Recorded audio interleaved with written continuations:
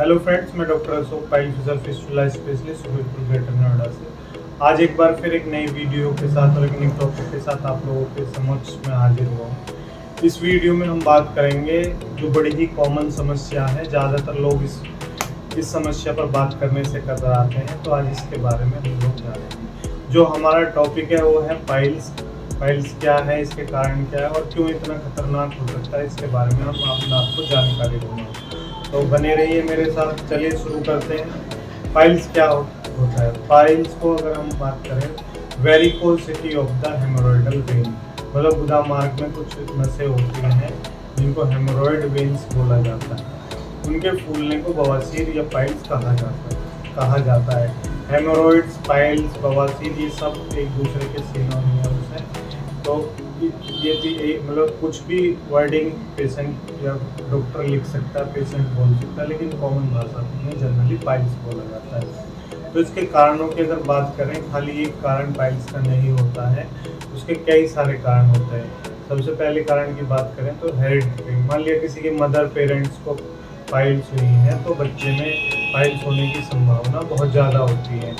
उसके बाद अगर हम बात करें जिनको रेगुलर कॉन्स्टिपेशन रहता है, कॉन्स्टिपेशन का मतलब ये है कि पेशेंट का पेट साफ नहीं हुआ, एक दिन नहीं गया, दूसरे दिन मोशन जाता है, तो वहाँ बैठ के जोर लगाता है तो भी पाइल्स हो सकते हैं। स्ट्रेन करना भी से भी पाइल्स बहुत जल्दी होते हैं। क्योंकि कुछ लोग जाते हैं, वॉशरूम जाते हैं, तो वहाँ बैठ के फ़ोन चलाते रहते हैं या फिर अखबार पढ़ते रहते हैं, तो जिनके कारण वहाँ की जो खून की नसें होती हैं उन पर दबाव पड़ता है। प्रेगनेंसी में भी फीमेल्स को पाइल्स हो सकती हैं। लो फाइबर डाइट के भी कारण पाइल्स हो सकती हैं। जो लोग ज़्यादा स्टैंडिंग पोजीशन में खड़े रहते हैं उनको भी पाइल्स हो सकती हैं, या फिर जो लोग ज़्यादा प्रोलॉन्ग सिटिंग करते हैं। तो बहुत सारे कारण हैं पाइल्स के। तो इन सब का ये कारण है इसके। उसके बाद इसके लक्षणों की बात करें तो पेशेंट डॉक्टर के पास जब कंसल्ट करता है तो सबसे पहले कंसल्ट करता है सुबह, जब वो फ्रेश होने जाएगा, जब भी फ्रेश होने जाएगा उसको ब्लड आएगा।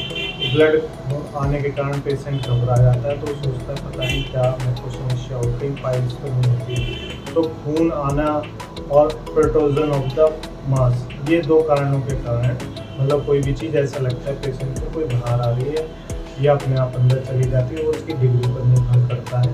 तो जो इसमें ब्लीडिंग होती है, हमेशा ऐसे जो पाइल्स में ब्लीडिंग होती है, फ्रेश ब्लीडिंग होती है, और ऐसे समझिए परफ्यूज ब्लीडिंग, मतलब किसी ने जैसे टंकी खोल दी, वो ड्रॉप वाइज भी हो सकती है और परफ्यूज मतलब धारदार भी हो सकती है। उसके बाद कोई मास जैसा बाहर आता है, टीचिंग पेशेंट को रहती है, डिस्कम्फर्ट पेशेंट को रहता है, तो ये कॉमन सिम्टम है। उसके बाद इसके ये आपने देखा कि लक्षण, अब मैंने आपको बताया कि क्या क्या सिम्टम पेशेंट हमारे पास पहुंचता है, डॉक्टर को दिखाने पहुंचता है। तो ये सब अगर आपको किसी को भी इस तरह की कोई प्रॉब्लम है तो सेल्फ मेडिकेशन ना करें। तो कई बार क्या होता है, हम जनरली पेशेंट को देखने जाते हैं कि मेन कंप्लेंट पेशेंट को ब्लड की है, पता चल रहा है कि उसको कुछ और ही प्रॉब्लम है, गुदा मार्ग का कोई कैंसर हो गया है, या ब्लड आने के कई और सारे भी कारण होते हैं, किसी का पेट खराब है, जब बहुत सारे कारण हैं जो मैं आपको नेक्स्ट वीडियो में बताऊंगा।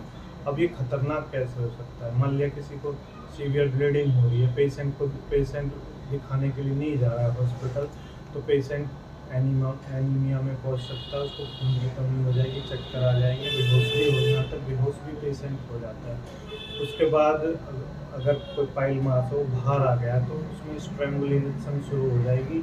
फिर उसके बाद वहाँ की ब्लड सप्लाई प्रॉपर नहीं होगी, जिसके कारण स्ट्रेंगुलेशन हो सकती है। उसके बाद थ्रोम्बोसिस, फिर उसमें गैंग्रेन, पाइल सड़ने लगेगा, और ये बहुत सारे लेट कंडीशन होती है। लेकिन इस तरह से भी पेशेंट को जान के लिए पाइल जो है खतरा बन सकती है।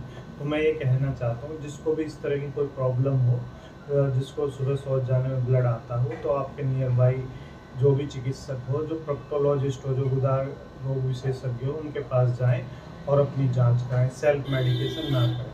Thank you.